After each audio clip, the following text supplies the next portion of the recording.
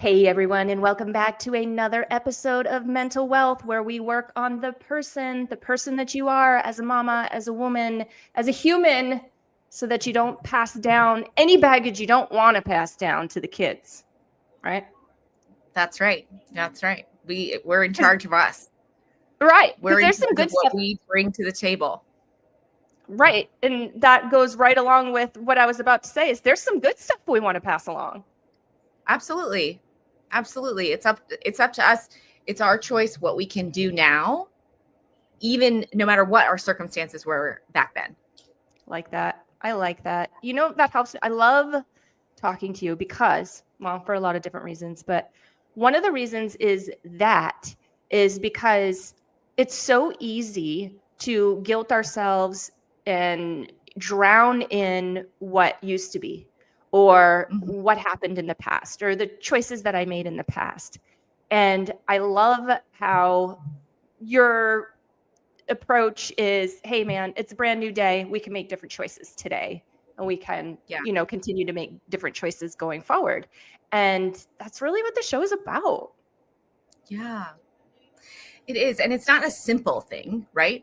Let me say that differently. It's simple, but it's not easy, right? Right. It's one thing. We can make different choices today based on who we want to be now, who we are right in this very second. Like 5 minutes ago, I could have been in a terrible mood, having the worst day ever. And right now, none of that is happening because I'm here and I'm with you. And this is what we're doing. And I'm going to give this my attention right now. And that's not an easy thing to do. It's not. And that is a show idea right there, because it's something that I work on as well. You know, I'm online a lot, like this, like on shows a lot, on podcasts, right? On the phone a lot, kind of have to be on every single day. And there are days when I don't feel like being on. There are days when life is lifing and I'm not loving the direction life is lifing in that day. And it can be really difficult to kind of put that aside and stop sort of running that tape through my head over and over and over again, and then focusing on the present, who's in front of me, what I'm doing now. That is hard. It is really hard, but it takes practice. We have to practice. And the more we practice, the better we get at it. And the better we get at it, the better we are at teaching our kids how to do the same thing and how to come out of their circumstances, rise above, and do more than what they were given, do more than, what we gave them. We can help them with different resources. Like we can see outside of ourselves. It's everything that we need in order to give the best we can to them is in the present moment. It's not stuck in our past. It's not dwelling on what happened before. It's here now. 100%. And that was such a great segue into the topic. Did you plan that? I didn't. It just happened. I'm like, holy smokes, that's a really good segue into the topic for today. Magic when we're together. It's magical. It is.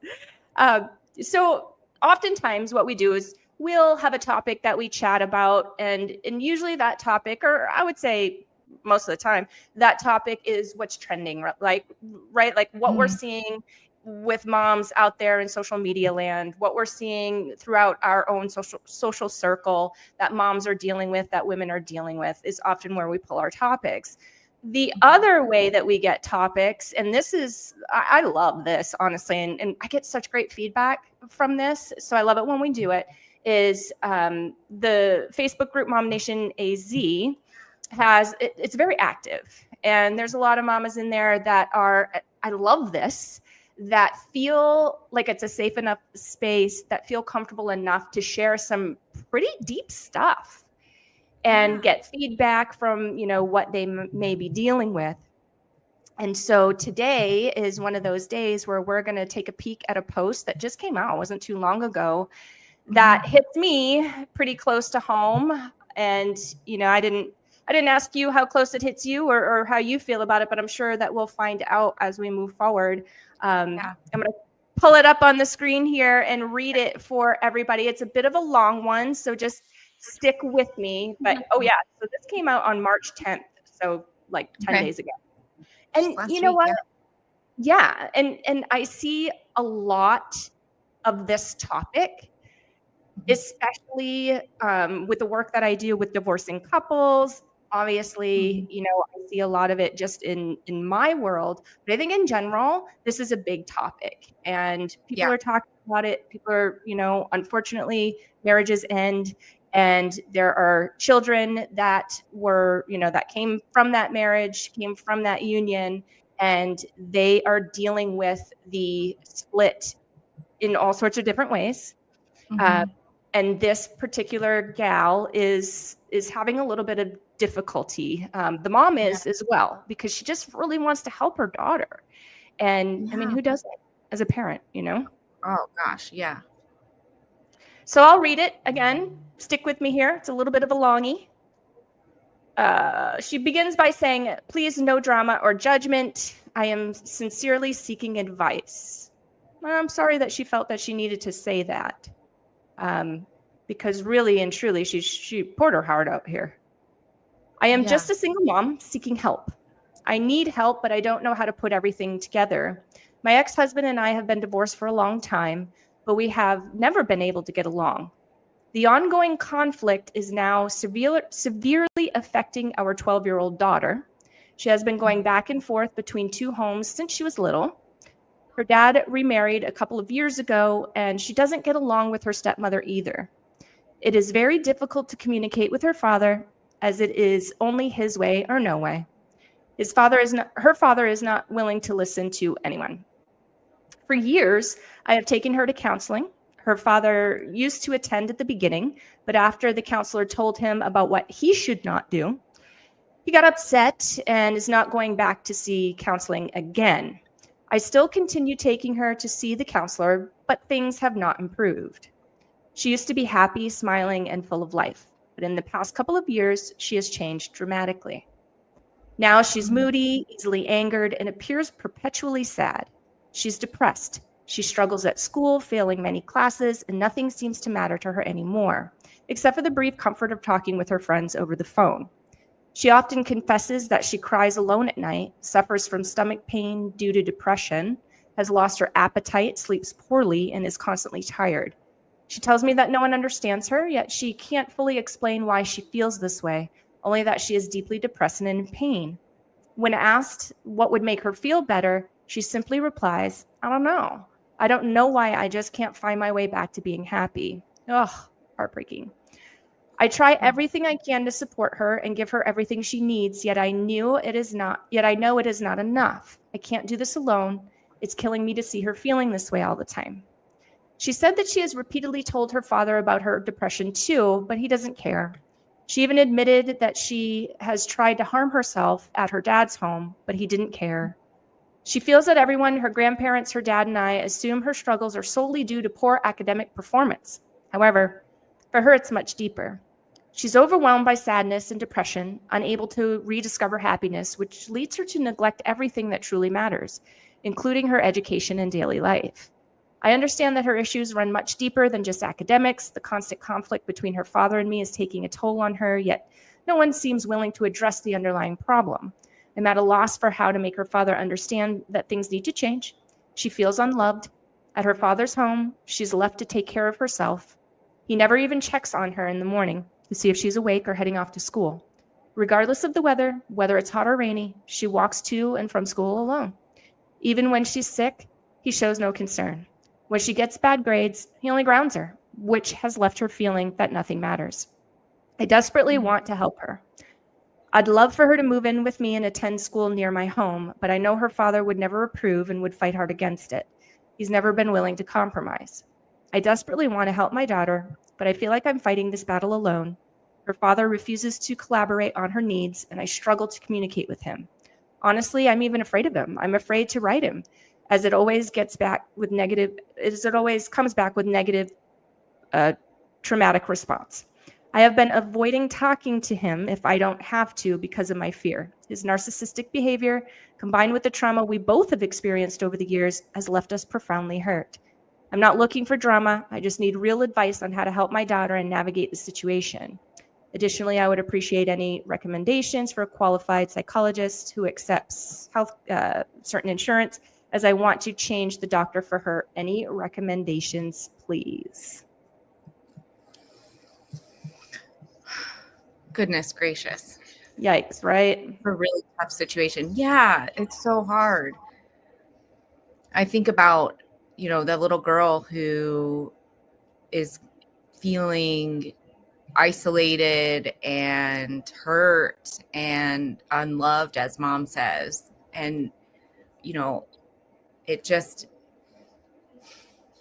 makes me wish that both of these parents could work together. It sounds like mom is wanting to collaborate, right?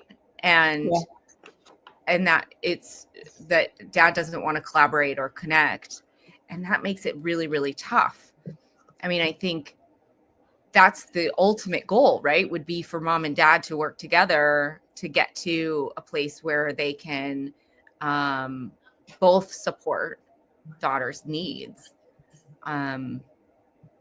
But, initially, I think mom can do a lot at home as well to support daughter when she's struggling, and that she sounds like she's able to talk to her, right? Like, I'm hearing daughter's like sharing this with mom, daughter's able to connect with mom. Like, that's huge. That's great. Yeah. Like, just being able to do that already shows a lot of strength in mom and the daughter's relationship. Like, so I'm feeling like if I'm taking a strengths-based approach, like, that's a strength right there. Mm-hmm. I totally agree. I feel like this little girl doesn't feel like she belongs where she is. Yeah. And I can really relate with that. As you know, my story. So my parents were divorced when I was really young. I was 2. I don't even remember them being together. I don't even know what that's like. Yeah. All that I know and know very well is the conflict between them, and, how they just couldn't get it together with each other enough to even be in the same room together with, as I was growing up. So it made things difficult, birthdays, things that happen at school, things like that. And it just made that very uncomfortable and almost gave me a lot of anxiety, right? Like, oh my gosh, what's going to happen? Is there going to be a blowout, or do I have to deal with the dirty looks? Do I have to deal with the, the backhanded comments, that kind of stuff? And that was a little too much stress, I feel like, and a little too much adultness for a little girl. I mean, she's only 12. And I don't know if that's what these parents do. I was just sharing, that's what mine did. And I just felt like I didn't belong in either place with either of them. Yeah. And, I just keep thinking there's research that shows that having kids go back and forth is okay. That splitting the time 50-50 isn't harmful to the child, like, inherently. Right. And so I know a lot of us think, well, they should spend more time at one house, or like they had the consistency. But there's research that shows that going back and forth isn't inherently the issue. Right. That by itself isn't a problem. The problem is not feeling connected, not feeling loved, not feeling like you have someone to care for you.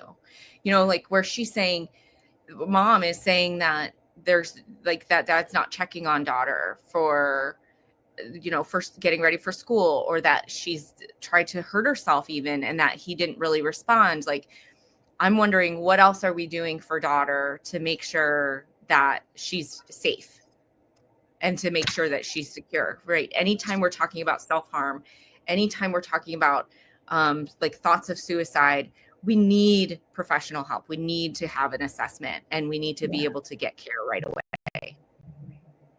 I totally agree. And I feel like this is a conversation that we had at one point, maybe even on the show. So correct me if this wasn't you, but I feel like all the great wisdom comes from you. So even if you don't own it, Laura. But But I feel like I heard from you at one point that morning time is really important, like morning before school and then at night before bed. And then when they get home from school, I think was another important time. There were like a couple of important times throughout the day that it made a big difference to have eye contact and actually pay attention to your kid.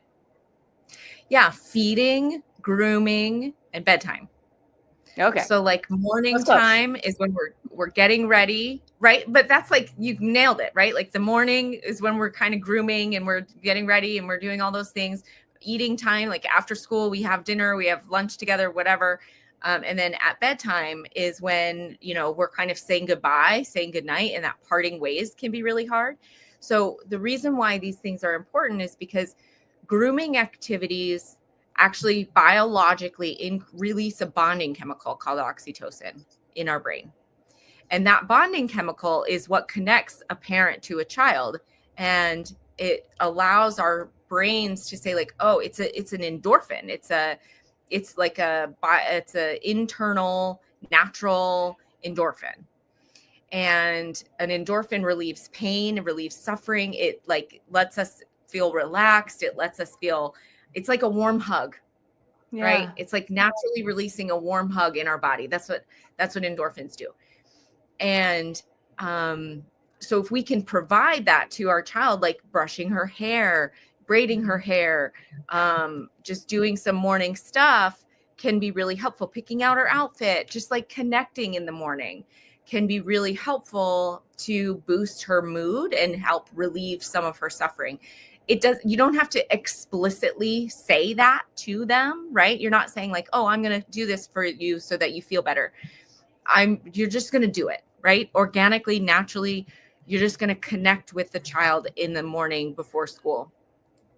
And then the same is true for like meal times. Anytime you can get together for a meal, anytime you can cook for them or they can help you cook, that's a time that you're nourishing your child. So that's sending them signals of that they're being cared for and that they're safe and that they're connected and that they have a safety net, that they're not alone. They're not on their own.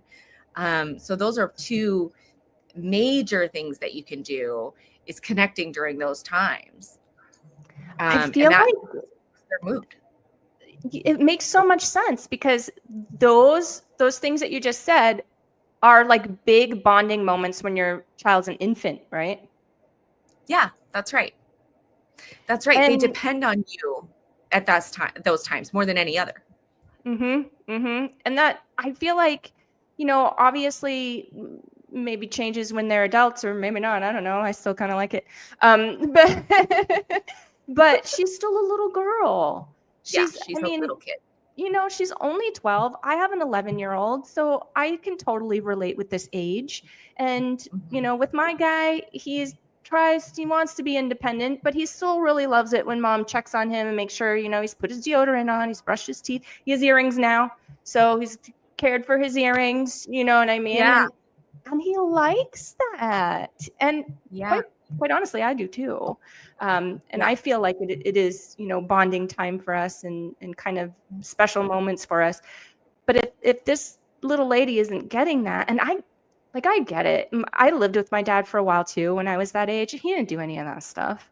And I'm sure if I talked with him today and mentioned and said, hey man, like when I just got ready for school by myself and walked to the bus stop and didn't even see you, like I didn't feel like I belonged. Like I didn't feel very bonded.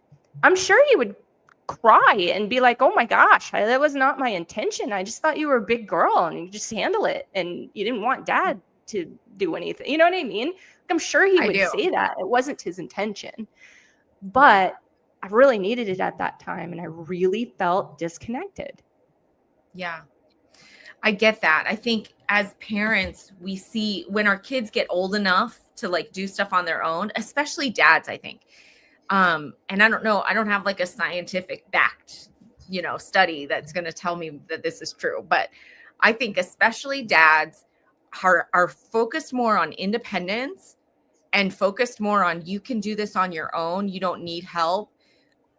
Because I hear this from dads a lot. Like they say, Well, if they can't do it now, then they're not going to be able to do it when they're an adult.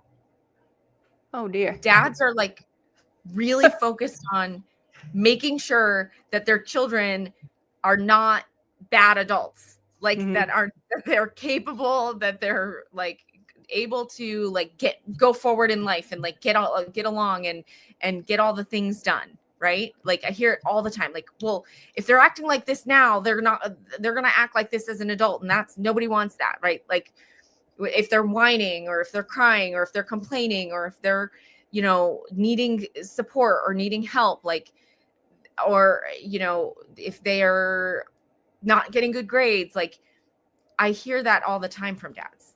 And I don't hear that as much from moms. As from moms, I hear, you know, that I've done something wrong. I hear I'm not, like, as a mom, right? Like we take on the blame from the kid, and dads like place the ownership on the kid. I think that's, Yeah. we take the ownership from them. The dads give them too much ownership. Yeah, that makes sense. And if we jump into the time machine and we go back to caveman times, like cave people, Yeah. that makes sense, right? Yeah. Because the hunter of the family, the protector of the family wants to create more hunters, more protectors, Mhm. right? I mean, I don't Mhm. know this. I'm just kind of like figuring it out right now as I'm talking to you. Yeah. I feel like there's a Yeah. connection there, and it takes two to make a baby, and I think both of them really matter, because Mhm. you've got the one side that's like the nurture side, which is, you know, typically mom takes that role. I know that we have different family setups out there, but typically Yeah. one caregiver like takes that role, right? Sometimes it's dads. I see that happen. Oh, And then the sure. other one is more like, no, baby, like I'm kicking you out of the nest, man, fly, you know? Mhm. Yeah, and again, this is nothing against dads. Both are necessary, right? Like Right. we need to individuate from our parents. We need to separate ourselves from our parents so that we can become independent people. We can't do that too early. And when there's constant conflict, we call it chronic toxic stress. Chronic toxic stress is damaging to our brain development, our physical development, our emotional development. And when we have this constant conflict in our house, our kids are not able to learn effectively, so they can develop learning differences at this time. They're not able to process their emotions effectively because they don't have an emotional safe space. And they're not able to really develop effectively because they're not getting the lessons that they're supposed to be getting. They're getting stress and conflict and eggshells and not being able to really navigate through these adult mazes that we're in. I was talking to somebody just yesterday, and I was saying, you know, the answer to kids' questions about like divorce and about conflict and about parents not getting along is adult relationships are complicated, and it's my job as the adult to manage that. And you need to know that I love you and you are the priority no matter what. Yeah. And that's Yeah. the answer. The kids don't need any more information than that. Adult relationships are complicated. You are the priority. The adults in this situation are responsible to care for themselves. You are not responsible for our emotions. We are responsible for our own emotions. That right there is giant, because I Yeah. feel like we'll go back to my situation, and maybe this little girl is feeling that same thing. I took on a lot of the responsibility and Mhm. tried to figure out what was going on. And then I tried to pick a side. And then, like, I didn't need to do all that. Where was my Yeah. guidance, man? You know? Yeah. But I was just trying to like figure it out with my 10, 11, 12-year-old brain. Mm-hmm. And it sounds like from this mom's account, that there's some emotional immaturity with dad a little bit, Yeah. right? And that's okay. You can still have a well-developed child, even if one parent isn't doing as much as they could be doing. Mm-hmm. I agree. Like you're going to have some harm, which you're seeing now, right? Like this daughter is she has a wound right now. Yeah. right? And so we need to heal that wound, which can be done in real time. And as mom steps in and does more connecting than what, to kind of overcompensate for dad, mom also can build her own strength, because I hear that fear and I can relate to that fear. Yeah. As I've been divorced for a long time and not always getting along with my ex-husband, it's a really tough one. And I have to build my own strength, and I have to regulate myself so that I can have those tough conversations with dad and not be afraid and avoidant. Yeah. So as a mom, what I wish someone told me when my kids were 12, because now they're 20. When my kids were 12, if somebody told me, hey, mom, this is hard because it's hard, not because you're bad at it. And this is hard and you deserve support. This is a traumatic experience that you're going through in real time, and you deserve support. If someone said that to me, I think my life could have been different faster. Yeah. But instead, I got, well, this is a behavioral issue. The kid needs to get better in school, like with the academics, or, just make them do this or ground them for that, or this, all the stuff. Yeah. And I knew that wasn't right, but I also didn't know what to do. And I needed support. And so I want this mom to know that you deserve support too. And I know if you're taking daughter to counseling, then mom can go to counseling too. Yeah. And get some healing in real time, because that's going to help with the fear, because you don't deserve to be afraid. Right.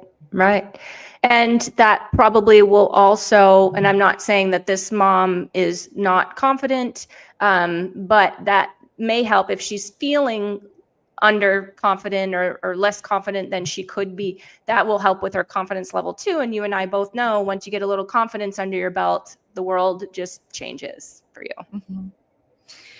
Yeah. And, especially with EMDR therapy. So the way EMDR therapy works is it reprocesses events that are stored in an unhelpful way. So trauma gets stored in our brains and our body in a way that isn't fully processed, that's not fully adaptive, that's not fully able to be utilized for its strengths. So it gets stuck, right? Like it's like a half-baked cake. It's just not quite done yet. And so it gets stuck in its dough and you can't eat it. And you're just holding on to this cake dough that isn't quite baked yet. And in order to use the best of the cake and to get the flavor and to enjoy your cake, you need to bake it all the way. EMDR is like fully baking your cake so that your trauma that's stored in this immature form, it's not ready yet. The information isn't ready to be utilized in a helpful way. So you've got to fully bake it. And that's what EMDR does. It takes it from immature, unhelpful thoughts to fully mature, adult, safe, powerful thoughts. So when we feel helpless and afraid, we're coming from a child perspective. We're coming from a place in our brain called our limbic system, which is the oldest part of our brain. It's the most immature part of our brain from the perspective of evolution, basically meaning it is only focused on not dying. That's what our limbic system is there to do. It's there to help us survive. All of its goals are to send signals whether we're safe or whether we're in danger. And if we're in danger, then we're going to use the survival mechanism like run, right? Like fight or flight. We're avoiding. We're staying away. Well, like mom is saying, I'm avoiding this. I'm avoiding these conversations because they're really bad. They're hard. And yeah. I get that like 100%. What EMDR therapy does is it can process those feelings of like, I'm afraid of this thing because it's really, really scary and it's dangerous, to this isn't actually dangerous. It's difficult, but I can survive and I have the competence and confidence and the capacity to survive this difficult thing. So that's what EMDR does. It takes you from fear to competence. And It seriously like runs chills up and down my body because that is so powerful when you're, approaching a situation with that versus approaching the situation with the half-baked cake. Wow. Yeah, your half-baked cake is just taking up space and making everything sticky. Yeah. Nobody wants that. It's not any good. You need to have that fully baked cake so that you can use it for your best advantage to be able to access all of the helpful ingredients that are there. Like they're in their best form. Like it's just our brain isn't able to do that when we're in a dangerous situation. Our brain isn't able to process that information. It's not able to fully bake that cake. It can't do it.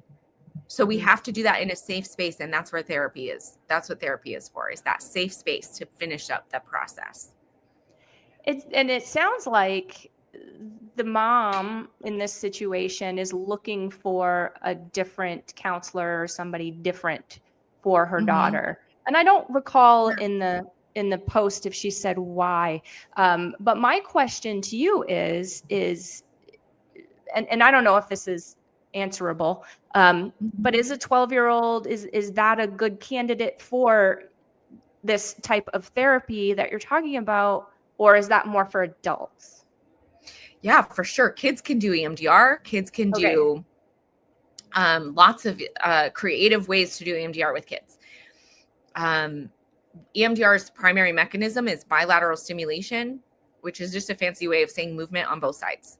So we either move our eyes back and forth, or we move our hands back and forth, like maybe tapping on one side, tapping on the other side. We do what we call the butterfly hug, which is where we tap one shoulder on with each hand crossed over our chest, where we tap each shoulder separately. And that tapping activates pathways in our brain that are basically activating both sides of our right and our left brain at the same time. And we're opening up that synaptic cleft, and we're allowing for information to cross over and connect. Our neurons are firing together in that moment. And so kids can do that too. And so do you just talk about the situation or your feelings or the traumatic incident while you're doing that? Yeah. So you don't actually, so EMDR is cool because you don't talk a ton. You really are not required to share tons and tons of details. What you're basically doing is you're creating a map. So you're saying, starting point is here, where I feel like here's an image that represents the event. Here's an emotion that represents the event. Here's a thought that goes with that. And this is where I feel that in my body, right? So like, for example, the time that I hurt myself and I felt like my dad didn't care, right? Like let's take that event. I would say, I would ask as the therapist, I would say, how do you see it? And then they would share the image, like, oh, I'm in my bed and I'm crying because I wanted to talk to him, but I was too scared, whatever. And so that's the image that I'm seeing. Okay. So then I would ask, what thought is that? And then maybe the thought is, I'm all alone. And then I would ask, so what emotion do you feel? I feel sad. I feel despair. I feel helpless. Okay. Where do you feel that in your body? And then maybe they feel it in their chest. They feel it in their throat. Maybe they feel it in their cheeks, right? So they say where they feel it in their body. And then we say, okay, we're going to go with all that. And then we're just going to let our brain do the work. And then we're going to hold I have little buzzers that sit in each hand, and they buzz in each hand separately. So it goes back and forth. And then they just hold those, and then they let their brain do the work. And their brain is going through all this information, and it's looking for something helpful. It's processing this event to the end. And so then we stop after about 30 seconds and say, hey, what are you noticing? Right? We're like stopping on a place in the map, right? Like we're making a pit stop because we had our starting point, and our end point is going to be what we want to feel instead. Our end point is going to be no distress. And so we are checking in at a pit stop and saying, like, what are you noticing now? And then they might say, I'm noticing, some other memories about times that I felt really, really sad and alone. Okay, let's just let that keep going, right? So do the buzzies. 30 seconds later, check in again. What are you noticing? Oh, well, I'm remembering this time I felt alone, but then my mom was there. And then she helped me. Oh, okay. Well, let's go with that, right? Because we're getting towards that helpful stuff. Right. So we're moving from the hard stuff to the helpful stuff. That's what we're doing. And so, because she wants to feel like she's not alone, right? The negative thought that she has is I'm alone. Right. But the truth is that's not true. She's not alone. So the true adaptive belief that she'll get to is I'm not alone. Mm-hmm. I have support. And so we're going to get her there, and her brain is going to take her there, because her brain is going to process this information and it's going to find the adaptive, regular, helpful stuff that's part of her life today. And that is available to her now that she's not in so much pain in this difficult situation anymore, because she's in safe space and therapy. Mm-hmm. Does that make sense? Yeah. I feel like I just walked through it. That was a lot. No, that was amazing, and hopefully helpful for our followers, audience members, and this mama when she has a chance to watch this, and hopefully she does, because I absolutely feel in my heart that her little girl just feels alone, like you said. She feels like she doesn't belong anywhere, and I can relate with that so much, because I felt like I didn't belong anywhere when I was that age, and my parents, well, and later in life, and my parents weren't, getting along. And, it's crazy, because I could have never told you this until it happened. But fast forward 44 years, and my parents get along great. They can be in the same room together. Hell, they even hug. I invite them over because I was like, look, you guys, like, I have my son, which they both adore, right? Mm-hmm. And so I'm not going to have 17 Christmases, okay? I'm going to have one, and you're coming over, and you guys are going to, like, figure it out. And they did. Okay, so I'm, like, obviously I said it a little nicer than that. But they figured it out, and I have to tell you, that moment changed everything for me. And I went from feeling broken, not really knowing where the break was, because I've been working on myself for a really long time. Yeah. I felt whole, like literally whole. And I discussed that with my therapist, who quite a bit. Yeah. Because it was just so phenomenal for me. I never would have known that okay, so that wasn't my only problem. Okay, let's be real. But I never would have known that was a big problem. Yeah.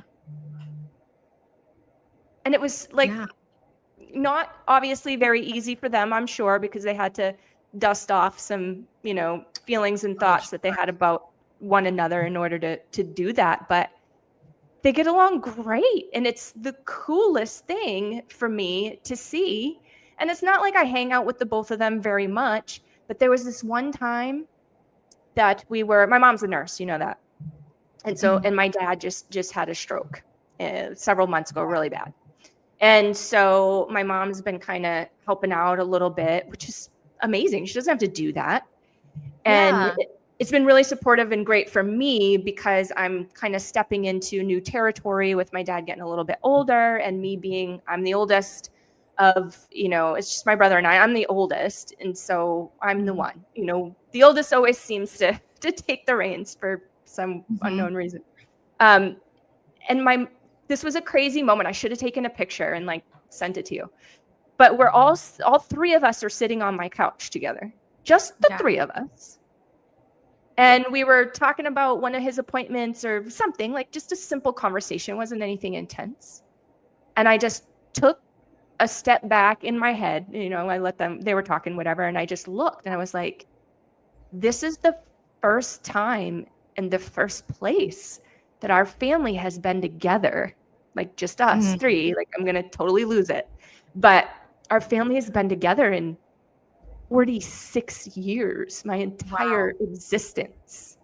Yeah. I've never had my mom and my dad sitting with me on the couch shooting the breeze about something, Yeah. That's amazing. It was healing. And I can see it's healing. Like, I can see it's coming up for you right now, like those feelings. Oh, it's giant. It's giant. And I tell them, and I thank them all the time. Like, oh my God, thank you so much. Like, whatever you needed to do to dust off how you felt about one another, and whatever those obstacles were, whatever you needed to do to get around those, like, I bless that day, because it's phenomenal. And, my kid, he doesn't really know them like that. He knows the happy, papa and mem. He knows the papa and mem that love to see each other and that get along at Christmas. Like, that's what he knows. There was a time, so you've probably done the math. My son's 11. This just recently happened. There was a time when I was a bit estranged from my dad. Yeah. And so there wasn't any sort of interaction. It was just mom. Yeah. But this whole new thing is incredibly healing, and so, like, I feel this whole new set of, like, I'm a whole new woman, and I didn't even do anything. It's crazy. Like, I have this whole new set of confidence. It's just, my life is different because of this. And I just hope that somehow, some way, these two parents can do the same and, like, come together somehow. You don't have to be in love again, of course, but just to not, I don't have that anxiety anymore that when my parents see each other, it's going to be a shitstorm. You know what I mean? Yeah. And I don't have that, how can I explain this? Feeling like, oh, well, you don't like my dad or you don't like my mom, so ultimately, how does that make you feel about me? Like, I'm half of that person. Exactly. So I feel like that's where I didn't feel like I belonged anywhere came from, if that makes sense. Because when I was with mom, we could be having a great time and having a wonderful bonding moment. Mom was pretty good about that. She did stuff with me. She was pretty cool. But I still felt like I didn't belong. And I think it's that piece. It's that I am half of him and you don't like him. Yeah. Yeah, that's hard. And it's such a good point, though, because our kids don't like it when we talk crap about their other parent. Right? Like, so no matter what, no matter how hard it is, we have to make sure that we're never bad-mouthing the other parent to the child, ever, under any circumstances, no matter what.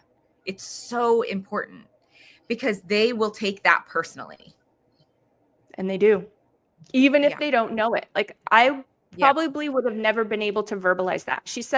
The mom says in the post that her daughter has trouble verbalizing her feelings and verbalizing what might make her feel better. It's because she doesn't know. She's not lying. She doesn't know.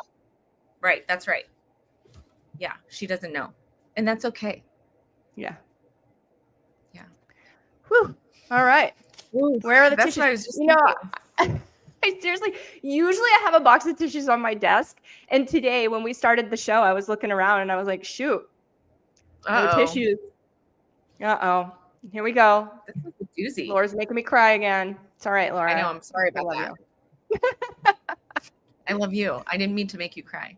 Oh, it's totally not your fault. It's all good stuff. I mean, honestly, like, you and I, you've been in my life for a really long time, and I'm so appreciative of that relationship. And honestly, like, I've learned and grown a lot from it. So I very much appreciate you and all that you do and all that you are, even if you're not even trying to be anything, you are. Just so you know. That's really sweet. I appreciate you too. Aw, group hug. Wish we were in the same room. I know. Well, I hate to say it, but this about wraps up our time. We are there. It's the end. This is the end.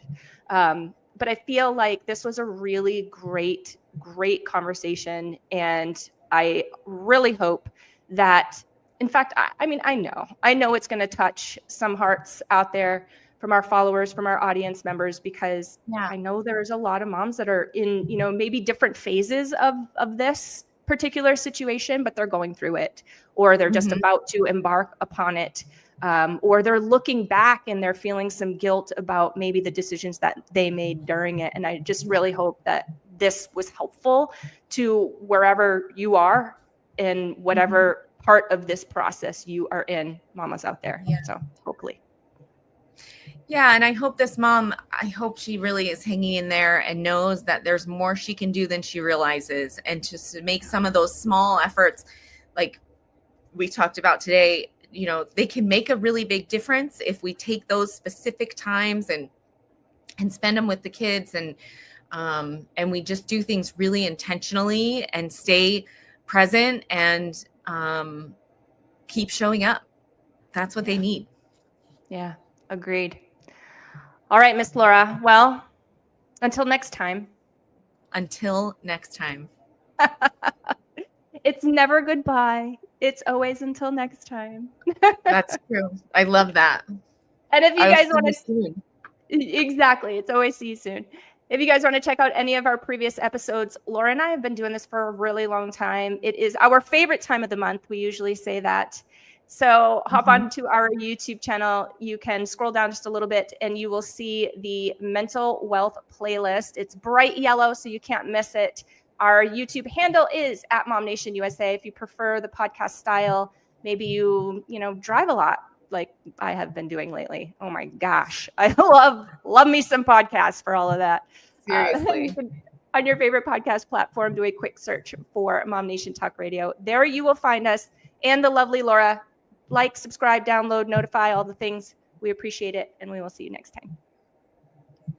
Bye. Bye.